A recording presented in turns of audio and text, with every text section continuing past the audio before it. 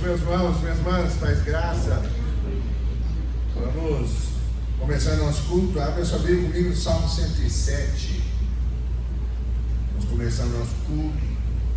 Salmo de número 107.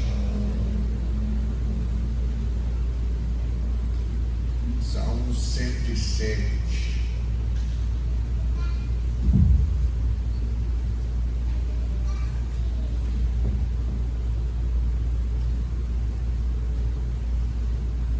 A partir do verso 1, Salmo 107, a partir do verso 1.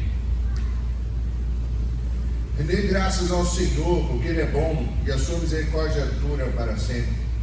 Digam os remidos do Senhor, os que Ele resgatou da mão do inimigo e congregou de entre as terras do Oriente e do Ocidente, do Norte e do Mar. Andaram errantes pelo deserto, por ermos caminhos, sem achar cidade em que habitassem. Famintos e sedentos, desfalecia neles a alma. Então, na sua angústia, clamaram ao Senhor, e Ele os livrou das suas tribulações. Conduziu-os pelo caminho direito, para que fossem à cidade em que habitassem. Rendam graças ao Senhor por sua bondade e por suas maravilhas para com os filhos dos homens. Pois dessedentou a alma sequiosa e fartou de bens a alma faminta. Os que se assentaram nas trevas e nas sombras da morte, presos em aflição e infernos, por se terem rebelado contra a palavra de Deus e haverem desprezado o conselho do Altíssimo, de modo que lhes abateu com trabalhos do coração, caíram e não houve quem os socorresse. Então, na sua angústia, clamaram ao Senhor, e Ele os livrou das suas tribulações. Tirou-os das trevas e das sombras da morte e lhes despedaçou as cadeias. Rendam graças ao Senhor por sua bondade e por suas maravilhas para com os filhos dos homens. Pois arrombou as portas de bronze e quebrou as trancas de ferro. Os estultos, por causa do seu caminho de transgressão e por causa das suas iniquidades, serão afligidos. A sua alma aborreceu toda a sorte de comida e chegaram às portas da morte. Então, na sua angústia, clamaram ao Senhor, e Ele os livrou das suas tribulações. Agora vai lá para o final do texto, verso 42, Salmo 107, verso 42. Os retos veem isso e se alegram, mas o ímpio por toda parte fecha a boca. Quem é sábio, atente para essas coisas e considere as misericórdias do Senhor. Solte aí a leitura da palavra de Deus. Salmo 107 vai mostrar sobre como eu e você temos que render graças a Deus e agradecer a Deus e louvar a Deus pelas eternas misericórdias que Ele derrama na nossa vida.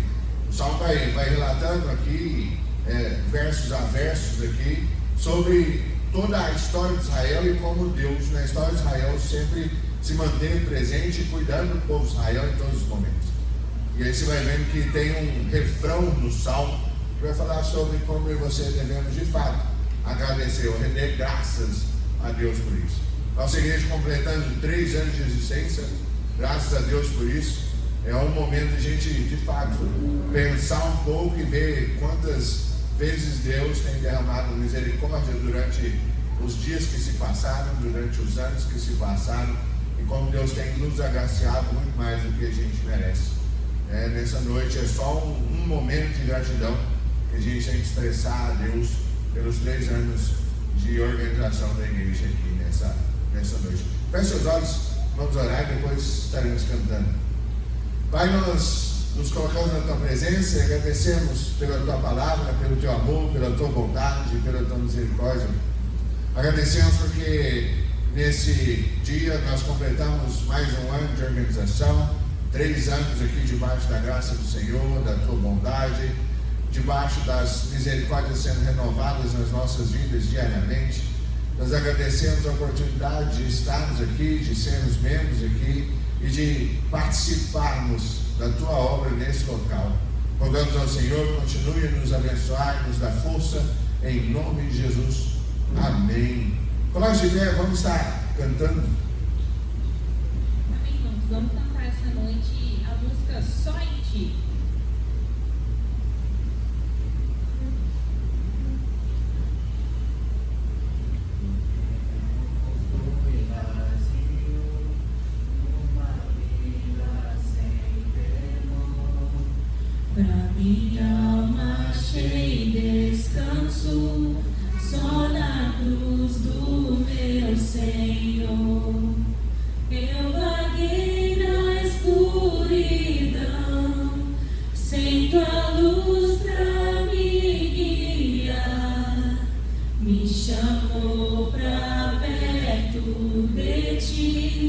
pra minha culpa alivia. Só em ti, só em ti, graça e amor fluem por mim. Só em ti, só em ti, acho paz, descanso, enfim. Só em ti minha fé se firma, só em Cristo Salvador. Sei que então fui perdoado na tua obra de amor. Eu sei que me sustentas, nada vai nos separar. Me asseguro nessa graça, aos teus pés eu quero estar.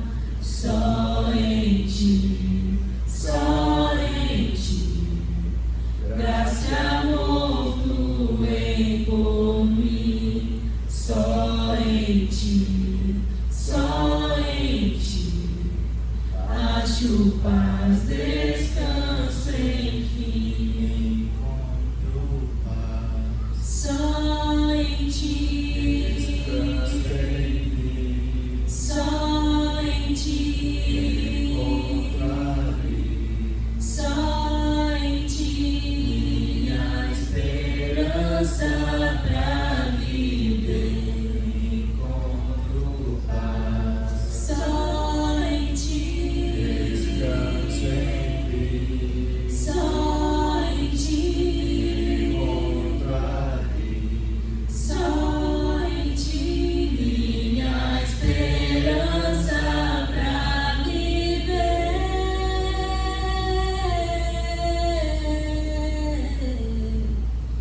Só em ti, só em ti.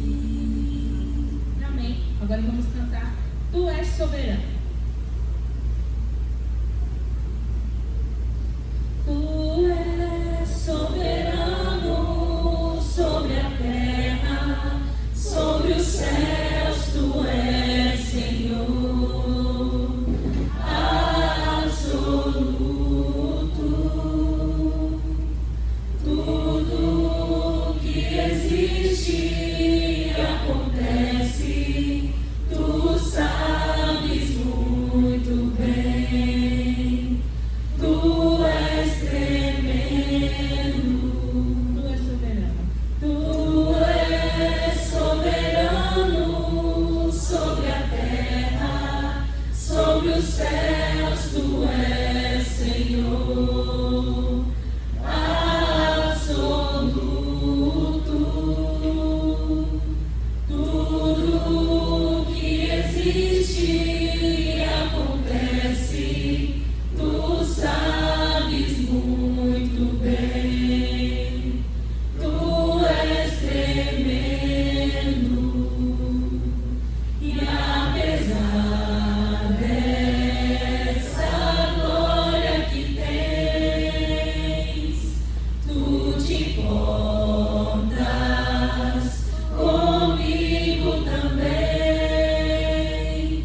E este amor tão grande eleva-me, amar-me a ti. Tu és tremendo. Amém. Chama agora o pastor.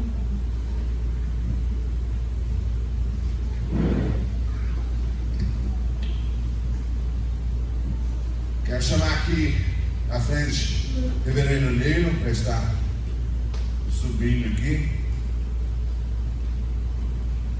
Irmãos, quando o reverendo Nilo vai subindo aqui, deixar meu agradecimento a todo mundo que veio aqui, deu uma ajuda aqui na igreja. A gente está basicamente desde terça-feira mexendo na igreja aqui, até meia-noite mais ou menos, o dia do horário horários cedos que a gente sai da igreja, mas aí deixou tudo arrumadinho. A você que ajudou aí na limpeza das coisas aí, muito obrigado a você, foi bênção.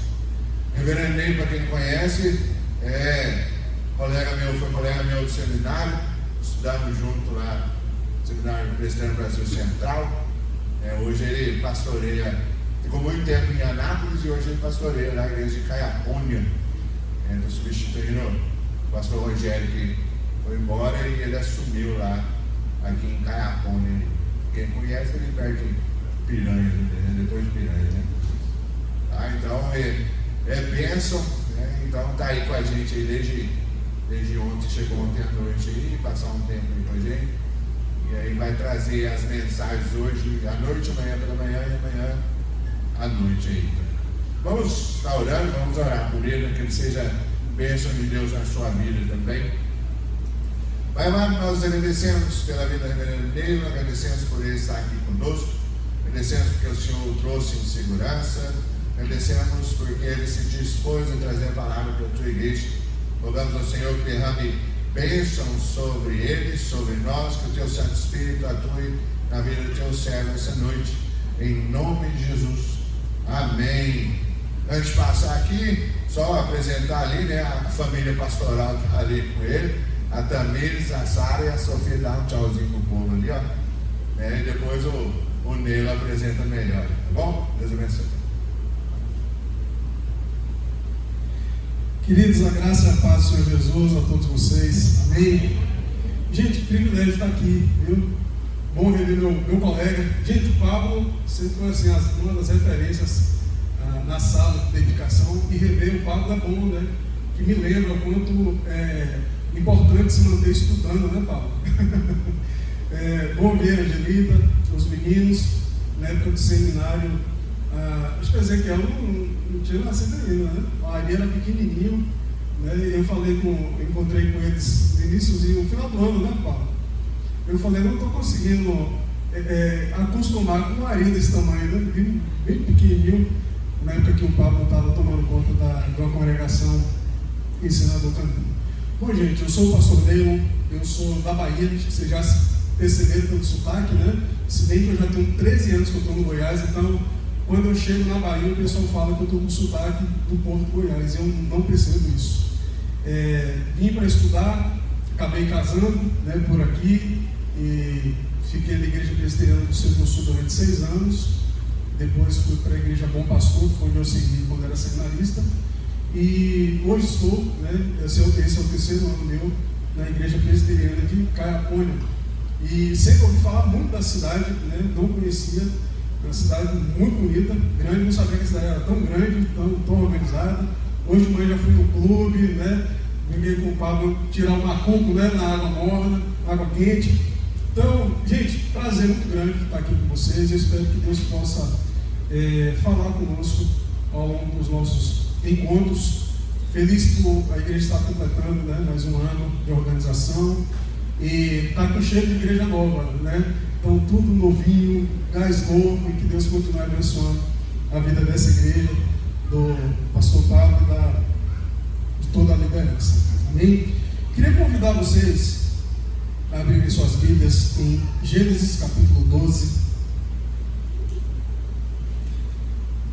Quando Pablo me falou, vocês têm trabalhado o tema, né, sobre o ID, sobre missão, orei, né, aquela batalha de entender o que é que Deus quer para nós.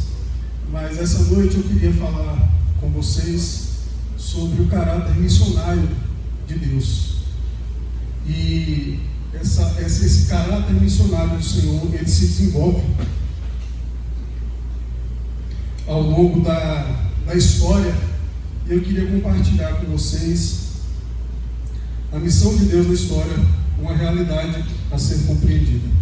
Então é importante a gente entender algumas questões fundamentais a respeito da missão, a respeito do ID, e entender como o caráter do nosso Deus pode nos ajudar, né, na nossa missão de tornar o nome do Senhor conhecido. Vamos ler do verso 1 ao verso 3, Gênesis capítulo 12. Deus chama Abraão e lhe faz uma promessa. Ora, disse o Senhor a Abraão: sai da tua terra, da tua parentela e da casa de teu pai, e vai para a terra que te mostrarei. De ti farei uma grande nação, e te abençoarei, e te engrandecerei o nome, se tu uma bênção. Abençoarei os que te abençoarem, e amaldiçoarei os que te abençoarem, os que te amaldiçoarem. Em ti serão benditas todas as famílias da terra. Amém. Queridos, quando nós falamos de missão, a gente precisa sempre voltar. Será que a missão começa em Mateus capítulo 28, quando Jesus fala com seus discípulos: ide por todo mundo e pregar o evangelho a toda criatura? A gente precisa voltar atrás e entender que nós nascemos com um caráter missionário. Nós fomos criados com o caráter da proclamação.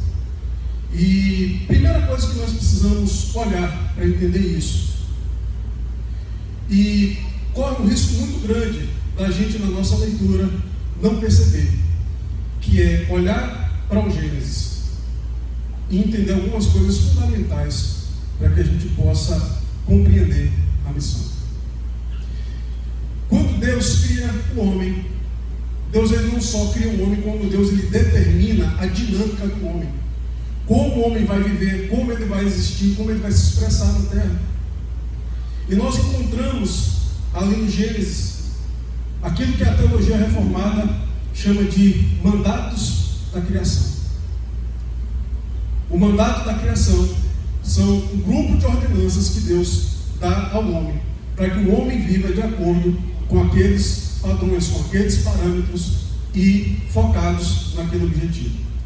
Dentro do mandato da criação, nós primeiro encontramos o mandato chamado mandato espiritual. O que é o mandato espiritual? Foi aquilo que Deus estabeleceu como norte para a relação entre Deus e a sua criação. E nós vemos isso primeiro, quando Deus ordena que o homem não coma do fruto. Então, a obediência fazia parte do mandato espiritual. Ali determinava como deveria ser o relacionamento entre Deus e o homem.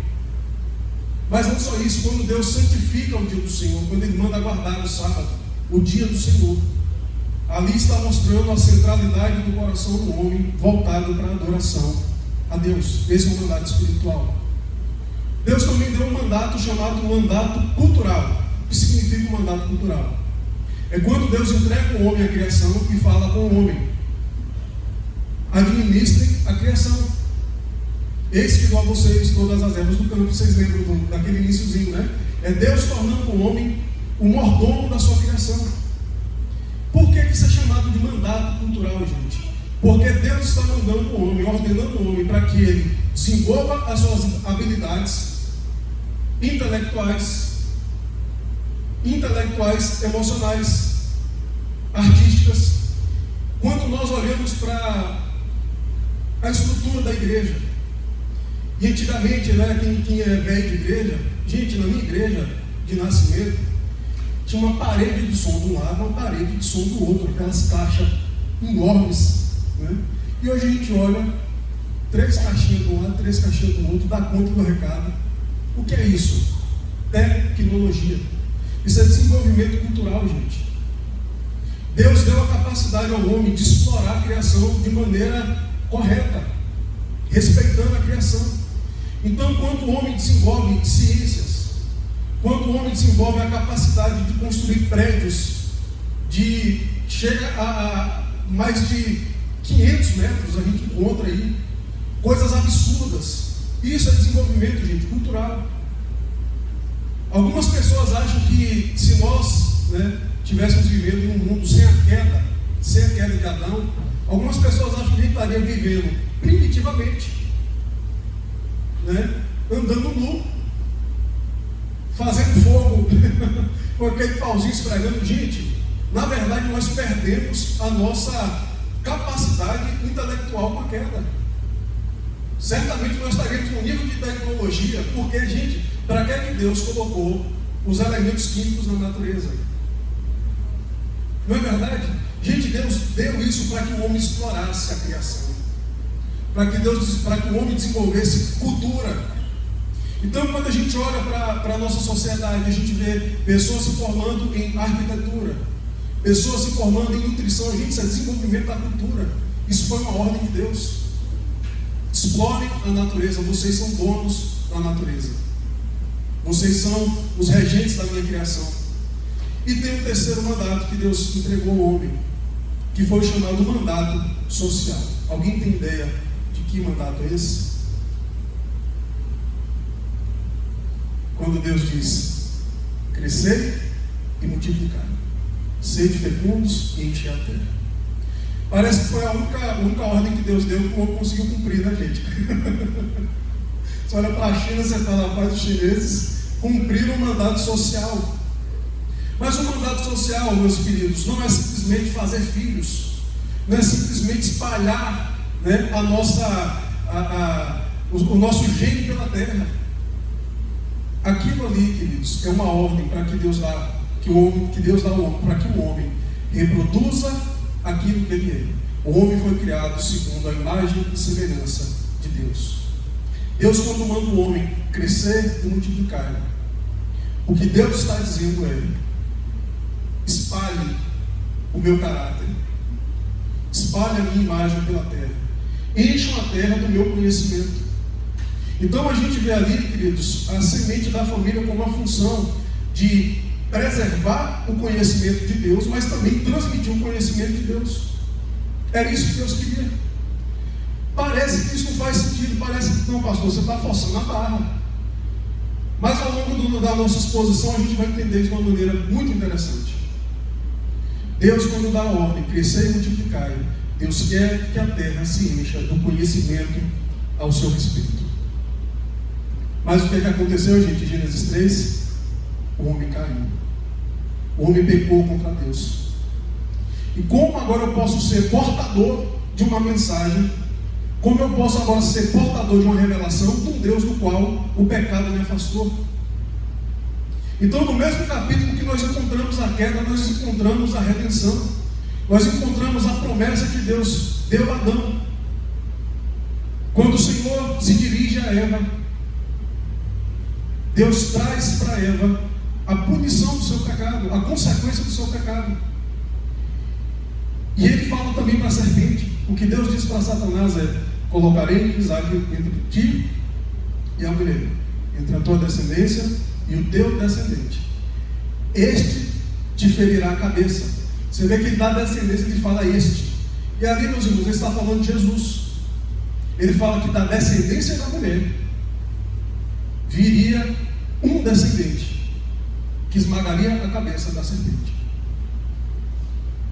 Quando Satanás tenta o homem, o objetivo de Satanás era separar o homem eternamente do Senhor.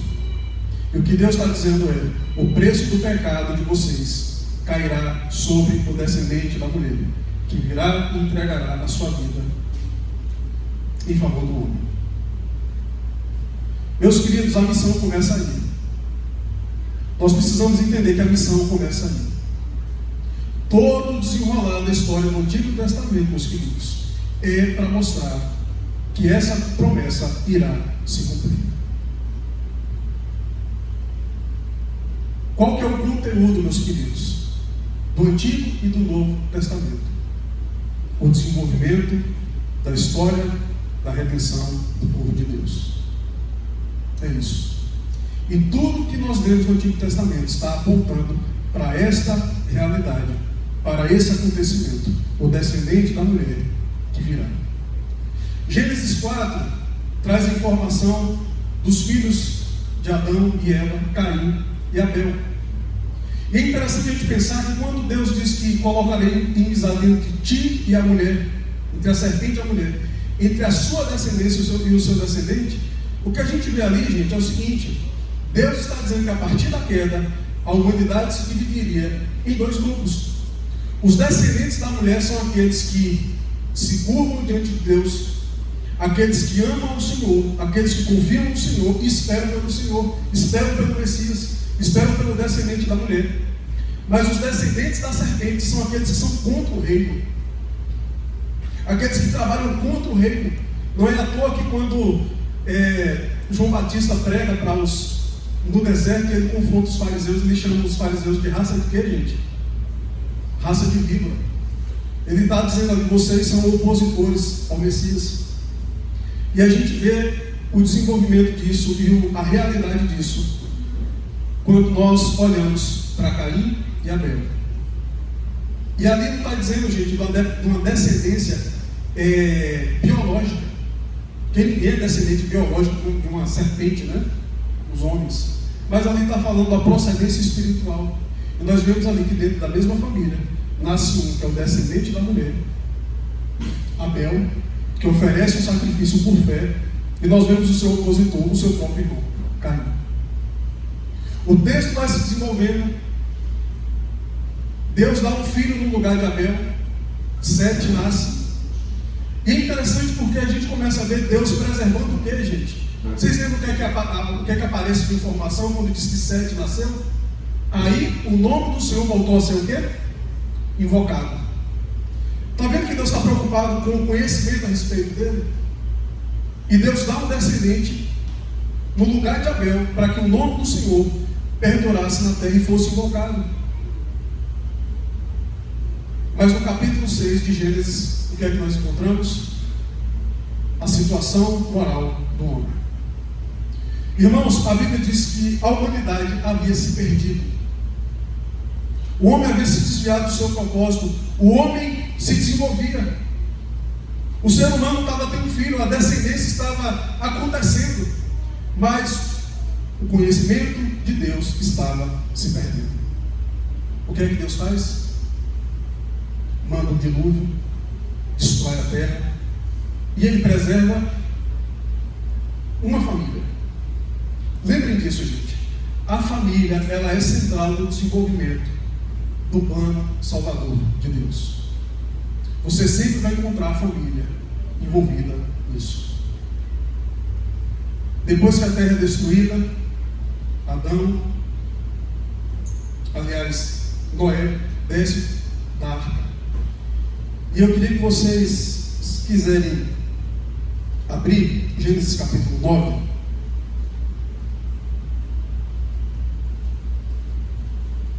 Gênesis capítulo 9, verso 1.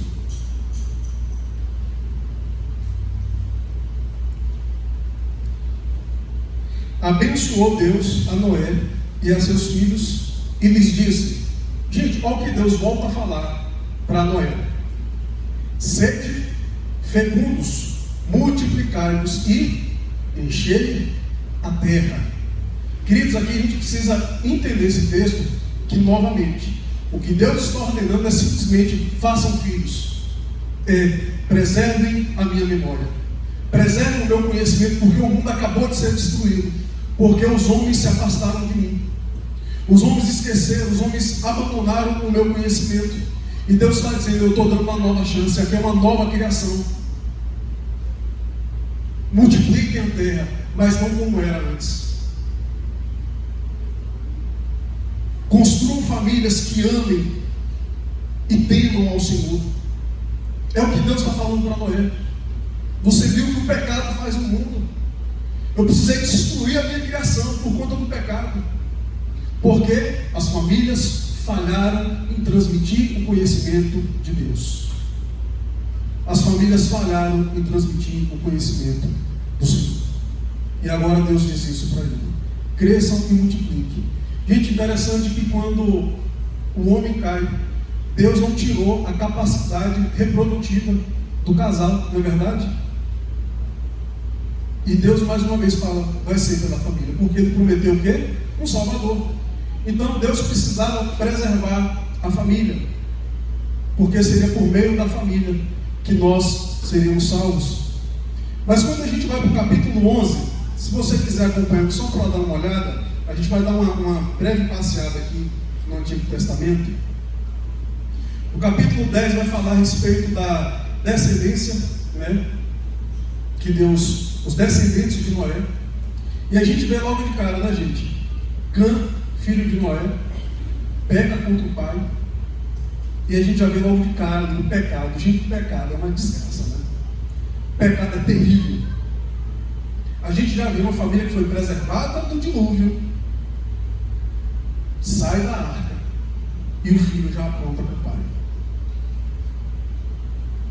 Então, do descendente de Noé, dos 3 filhos, o filho Cã, ele é amaldiçoado por Deus, nasce Cuxa, e Cuxa é o pai de Nimrod. A Bíblia diz no capítulo 10 que Nimrod, ele se tornou um caçador diante de Deus. A nossa tradução perde um pouco do sentido disso, porque a impressão que dá era que Nimrod era um caçador que tinha a aprovação e a bênção de Deus naquilo que ele falava. Gente, Nimrod, ele é identificado como o primeiro homem a escravizar pessoas. E o caçador diante é aquela linguagem que a gente vê, por exemplo, no MMA, né? Quando vai ter aquela encarada de um lutador com o outro, fala, então, eles estão ali frente a frente, ou seja, Nimrod é alguém que rivalizava com Deus. Nimrod é alguém que se opunha a Deus. E a gente vai ver ali como o pecado marca aquela geração. E aí no capítulo 11 nós vimos um evento bem conhecido na Bíblia, a Torre de Babel. Vamos ler? Verso 1. Ora, em toda a terra havia apenas uma linguagem e uma só maneira de falar. Sucedeu que, partindo eles do Oriente, deram por uma planície na terra de Sinar e habitaram ali. E disseram uns aos outros, gente, isso aqui é a 3ª geração depois do dilúvio, tá? Vinde, façamos tijolos e queimemos bem. Os tijolos serviram-se de pedra e o betume de argamassa. Disseram, vinde, edifiquemos para nós uma cidade e uma torre cujo topo chegue até aos céus, e tornemos célebre o nosso nome, para que não sejamos espalhados por toda a terra. Está dando para entender, gente, o que está acontecendo aqui? Aquele povo se junta, os descendentes de Nimrod se juntam, e aqui esse projeto tem alguns problemas.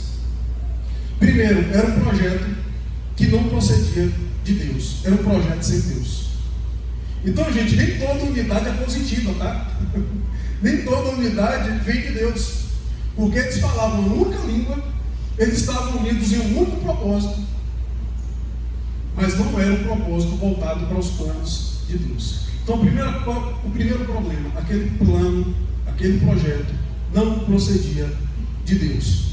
Era um projeto para eles. Eles falam, vamos construir uma cidade para nós. Segundo problema,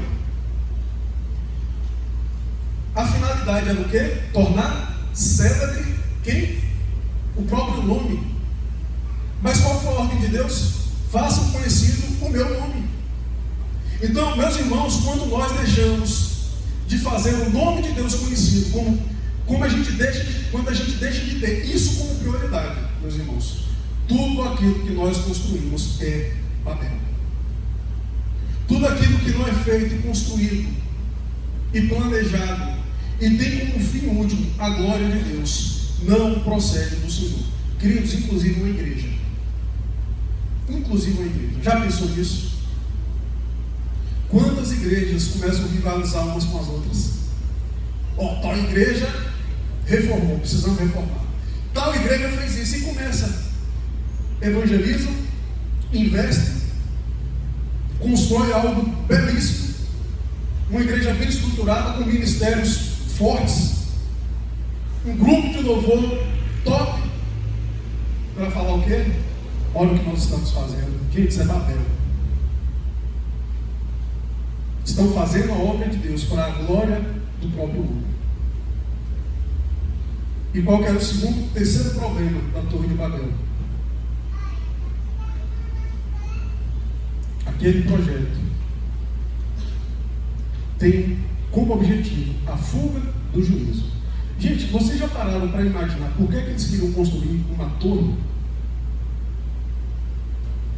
Vamos ler novamente? Verso 3. E disseram aos outros, vinde, façamos tijolos e queimemos bem.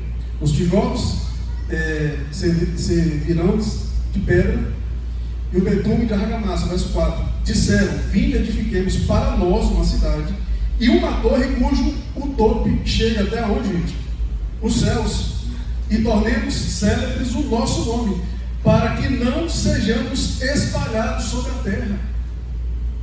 Enquanto Deus está falando, multiplique, se espalhem o meu conhecimento, eles falam, não vamos nos espalhar, nós vamos ficar aqui e vamos construir uma grande torre, porque se o Senhor mandar outro dilúvio, a gente tem como se salvar. Esse é o objetivo. Escapar do juízo de Deus e tornar o próprio nome célebre. Então a gente vê aqui uma geração que foi salva do dilúvio, que não quer exatamente, mas com seus bisavós, avós que estavam vivos ainda nesse período, falando para eles: Deus mandou um dilúvio que destruiu a terra por causa do nosso pecado. E agora aquele povo se junta, não proclama o nome de Deus, não tem como interesse fazer o nome de Deus conhecido, mas fazer o próprio nome conhecido. E o que é que Deus faz? Vem, dá uma língua diferente para cada grupo, bagunça o projeto. E aquilo, mais uma vez, o plano do homem foi destruído pelo Senhor. Olha o verso 9, gente, que interessante. Chamou-lhe por isso o nome de Babel, porque ali confundiu o Senhor a linguagem de toda a terra, e dali o Senhor os que, gente? Os dispersou por toda a superfície. Mais uma vez Deus está falando: saiam daqui. Então, já que vocês aprenderam por meio dessa lição, falem ao meu respeito. E aí nós entramos no texto que a gente acabou de ler, Gênesis capítulo 12. Queria que você voltasse para esse capítulo. Ora, disse o Senhor a Abraão: sai da tua terra, da tua parentela e da casa de teu pai, e vai para a terra que te mostrarei. Irmãos, Abraão morava em Ur dos Caldeus. Abraão era um homem pagão. Abraão não tinha conhecimento de Deus. A gente vê mais uma vez aqui, queridos, não há referência nesse momento histórico o conhecimento de Deus naquela região. Algumas pessoas afirmam, alguns teólogos afirmam que Abraão foi contemporâneo de Jó. E a gente vê Jó em outro perfil. Era um homem que tinha o conhecimento de Deus, que transmitiu o conhecimento de Deus à sua família, aos seus filhos. Mas nós vemos Deus aqui tirar o homem de Ur dos Caldeus, um homem pagão, adorador de ídolos. E o que nos chama a atenção é que esse encontro de Deus com Abraão é um encontro soteriológico e missionário.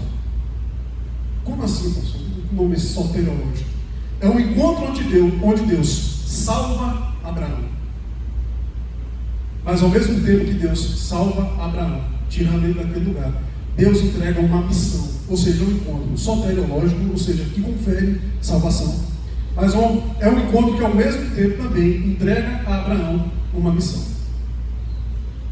Gente, agora vamos ler novamente, se agora a nossa maneira de enxergar esse texto muda dentro daquilo que a gente ouviu até agora.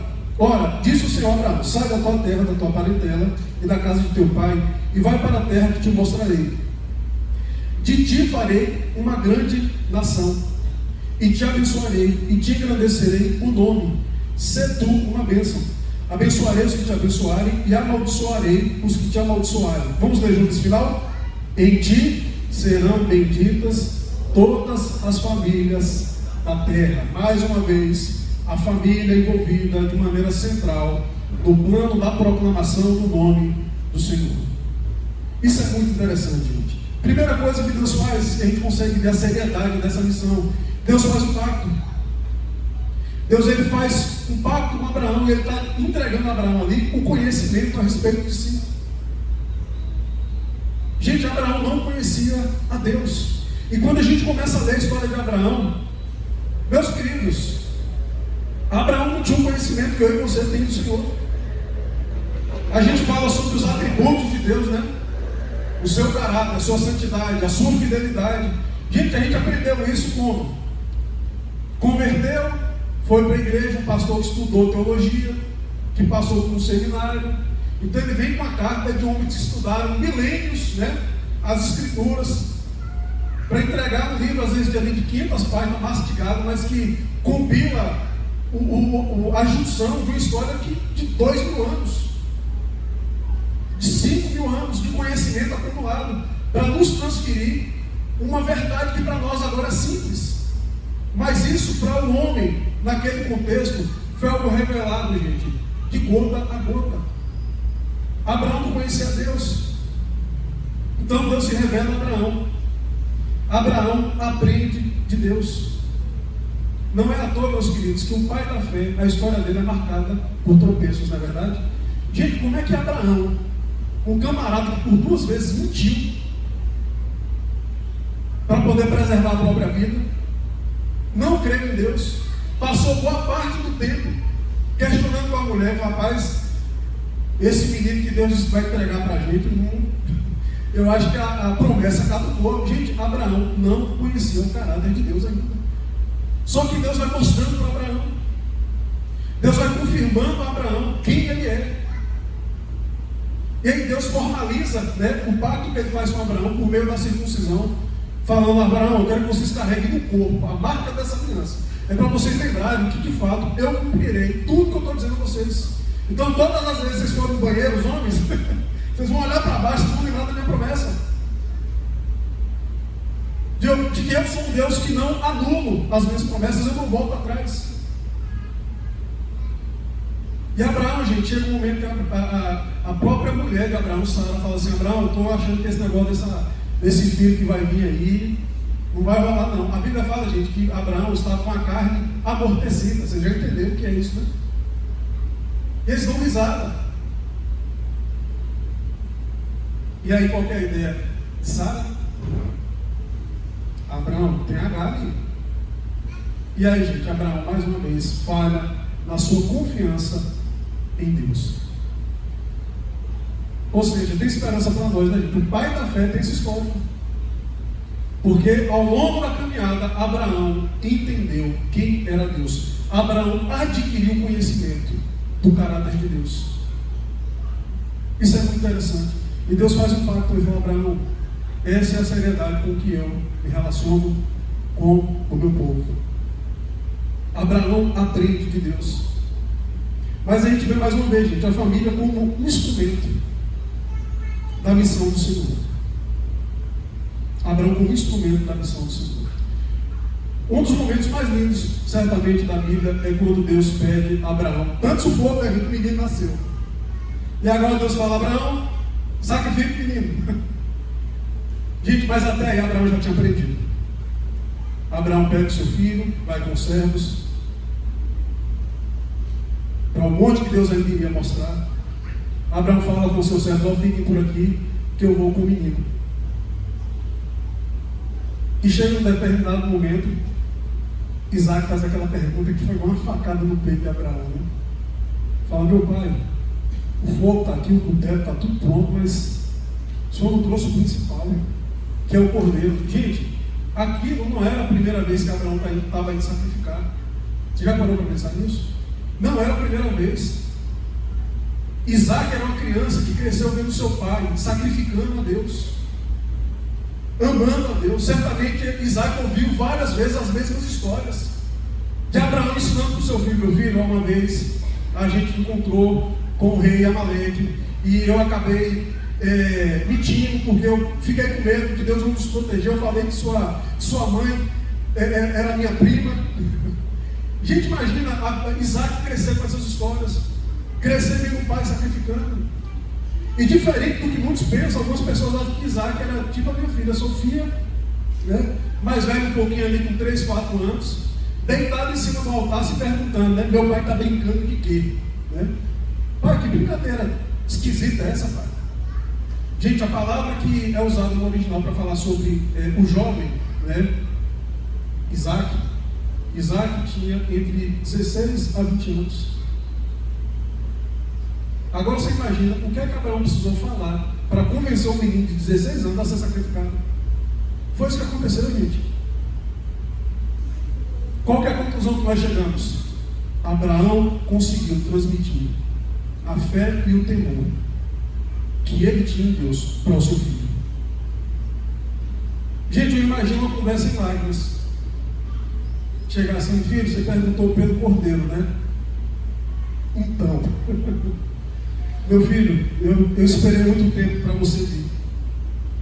Mas nesse processo eu falei demais, meu filho, eu fiz besteira demais. Inclusive seu irmão Ismael é fruto da minha falta de fé. Mas você vê, meu filho, eu sei que você é cumprimento da promessa de Deus. Só que é o seguinte, meu filho, Deus falou para eu te sacrificar aí. Meu filho, eu não sei o que é que Deus vai fazer. Deus tem poder para te ressuscitar. Gente, eu estou aqui, tá? Exercitando a imaginação dessa conversa. Uma conversa em lágrimas. Isaac, ele aceita, gente. Isaac, ele confia em Deus, porque ele aprendeu com seu pai, e ele deita naquele altar. E no momento de ser imolado, Deus fala, opa, né? Está aprovado, porque você já sacrificou esse menino no coração. Meu irmão, minha irmã, eu vou te fazer uma pergunta. Nós estamos conseguindo transmitir não só o conhecimento, mas a fé aos nossos filhos? Será que nós conseguiríamos convencer um menino de 20 anos a ser sacrificado? Porque ele conhece Deus, não por ter escutado de alguém, mas foi ensinado pela própria casa. Porque, meus irmãos, se nós não conseguirmos transmitir o Evangelho para os nossos filhos, a gente vai conseguir pregar para o mundo? Será que nós estamos conseguindo pregar o Evangelho dentro da nossa casa? Ensinar os nossos filhos a amarem a Deus?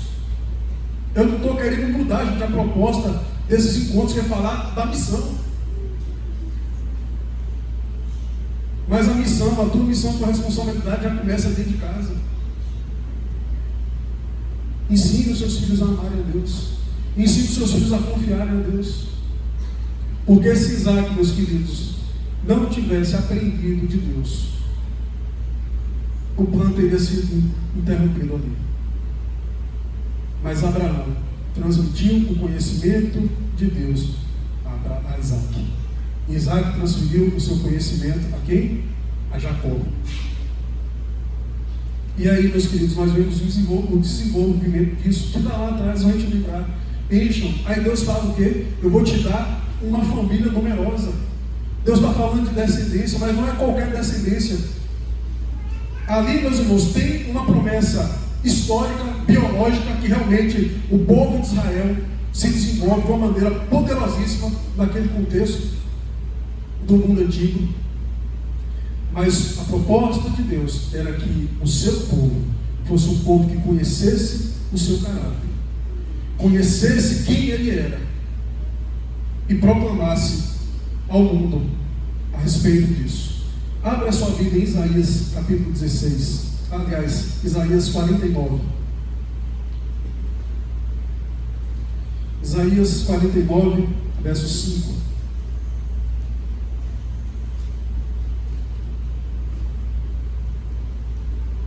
Livro do profeta Isaías, capítulo 49, verso 5. Gente, isso aqui, a promessa de Deus para Abraão já tinha se cumprido, né? Israel se tornou um povo poderoso, grande, aqui o reino já havia sido dividido. Mas olha só que interessante. Mas agora diz o Senhor, que me formou desde o ventre, para ser seu servo, para que torne a trazer Jacó, e para reunir Israel a ele, porque eu sou glorificado perante o Senhor, e o meu Deus é a minha força. Agora olha só. Sim, diz ele, pouco é o seres meu servo, para restaurares as tribos de Jacó e tornares a trazer os remanescentes de Israel. Agora olha só, também te dei como luz para os gentios, para seres a minha salvação até a extremidade da terra. Queridos, Israel nasce com um caráter missionário. Deus escolhe Abraão para que o nome dele fosse conhecido por toda a terra. O que é que Deus diz para Abraão no final da promessa? em ti serão benditas todas as famílias da terra. A minha pergunta é, que bênção é essa? Como é que você entende essa bênção? Essa bênção, gente, é o conhecimento de Deus revelado no Evangelho em Cristo Jesus.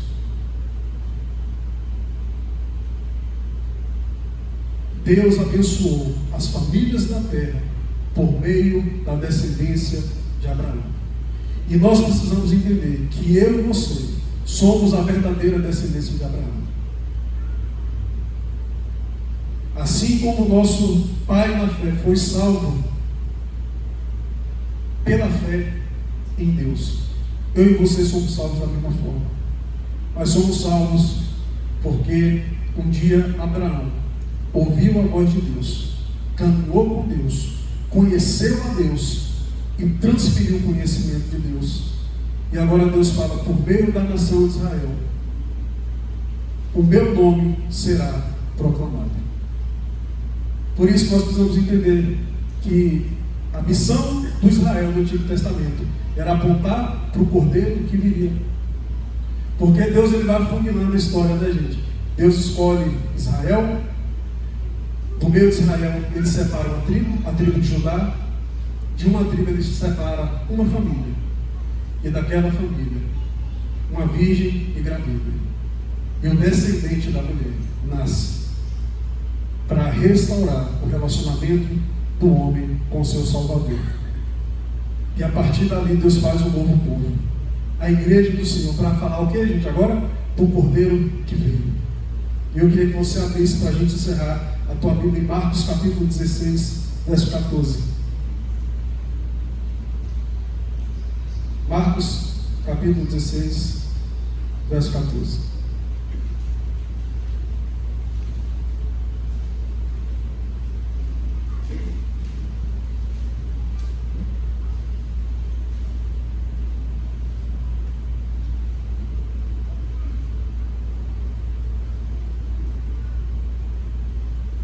Jesus já tinha ressuscitado, passado 40 dias, e agora ele dá uma missão para a igreja. Finalmente apareceu Jesus aos 11, quando estavam à mesa, e censurou-lhes a incredulidade.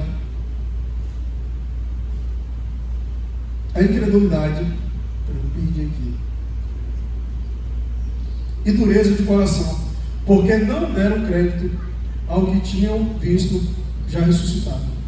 E disse-lhes: ide por todo o mundo e pregai o Evangelho a toda criatura. Gente, você está vendo Deus mandando o povo ir?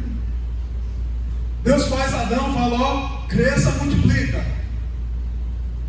O homem peca, aí Deus dá uma promessa, aí vem Noé. Deus salva Noé e fala, ó, cresça, multiplique, encha a terra do meu conhecimento.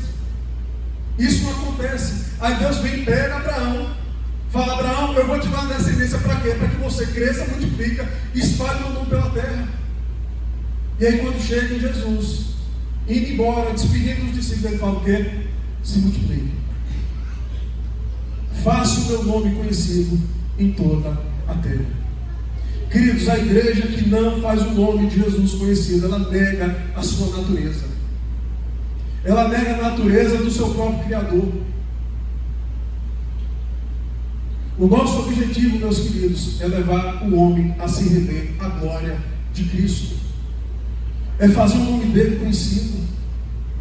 Esse sempre foi o ideal, esse sempre foi o propósito. E a gente faz isso ensinando os nossos filhos a amarem ao Senhor. Mas a gente também faz isso à medida que eu enxergo o meu contexto social, o meu ambiente de trabalho, a minha família, os meus vizinhos, como alvo da missão de Deus, que é fazer o seu nome conhecido.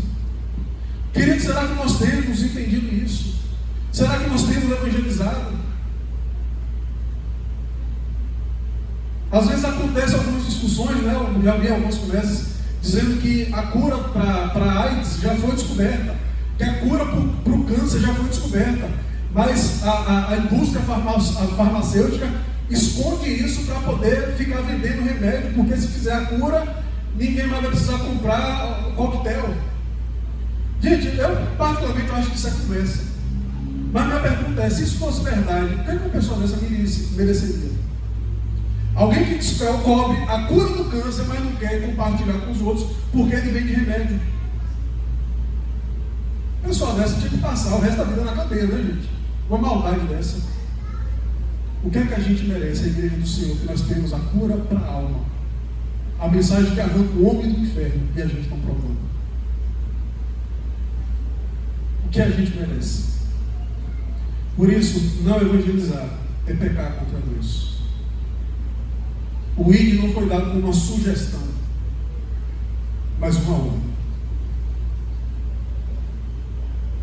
E a gente pode fazer tudo, mas se nós não entendemos que nós fomos chamados para levar o conhecimento do nome de Deus, nós falhamos na nossa missão como igreja. Eu queria encerrar dizendo que o mandato social ele permanece, no sentido de que nós devemos fazer o nome de Deus conhecido por meio da nossa família, na sociedade e principalmente entendendo que a igreja cumpre esse papel. A missão de Abraão, gente, é a nossa missão. Assim como nós fomos abençoados por meio da missão que Deus confiou a Abraão, outras famílias da terra devem ser abençoadas, porque nós fomos chamados, nós fomos colocados debaixo do pacto e recebemos a mesma missão.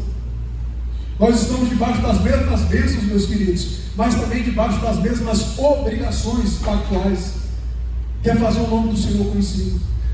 E nós devemos fazer isso. Evangelizar é espalhar o conhecimento de Deus ao mundo. Queria que você fechasse os seus olhos nesse momento.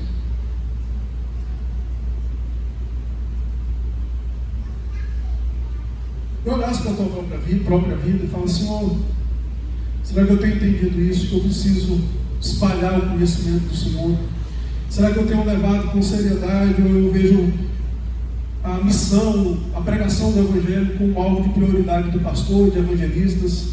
Eu tenho meu ministério, eu canto, eu sirvo, eu sou isso, eu sou aquilo, eu sou diácono. Mas nós fomos chamados para pregar e tornar o nome do Senhor conhecido.